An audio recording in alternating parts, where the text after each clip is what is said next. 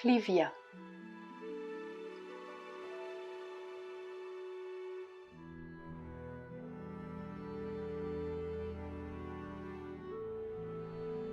Signification spirituelle donnée par la mer.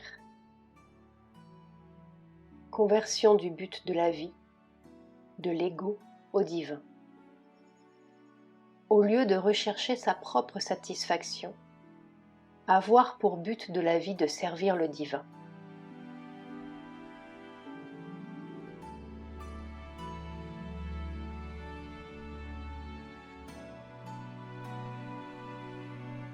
La conversion consiste à diriger tous les mouvements de l'être vers le divin. La mer.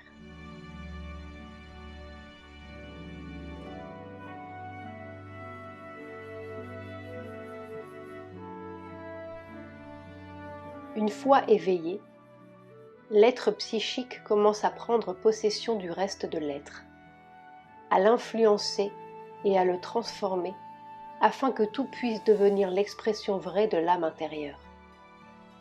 C'est cette transformation que l'on nomme conversion intérieure. Elle ne peut se produire sans cet éveil de l'être psychique. Sri Aurobindo.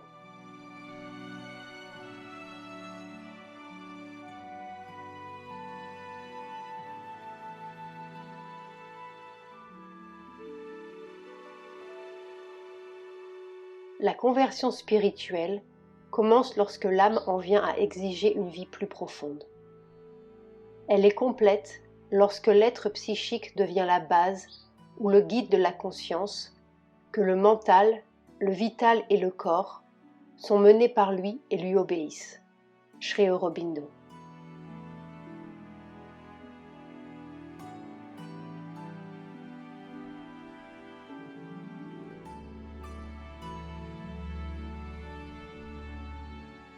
Dans notre yoga, nous ne nous proposons rien de moins que de briser l'entière formation de notre passé et de notre présent, tel qui constitue l'homme ordinaire mental et matériel, et de créer en nous-mêmes un nouveau centre de vision et un nouvel univers d'activité qui constitueront une humanité divine ou une nature surhumaine.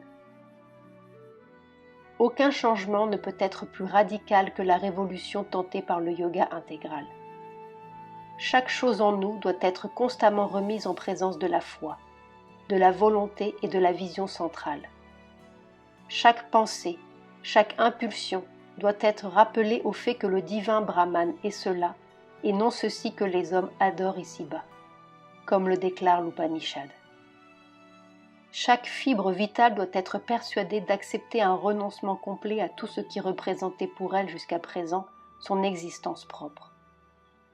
Le mental doit cesser d'être le mental et s'irradier d'une lumière plus haute que la sienne. La vie doit se changer en quelque chose de vaste et de calme, d'intense, de puissant, qui ne doit même plus pouvoir reconnaître son vieux moi aveugle, étroit, avide, ni ses petites impulsions et ses petits désirs. Le corps lui-même doit se soumettre à une transmutation et cesser d'être l'animal exigeant ou l'épaisseur encombrante qu'il est maintenant, et devenir au contraire un serviteur conscient, un instrument radieux, une forme vivante de l'esprit. Sri Aurobindo.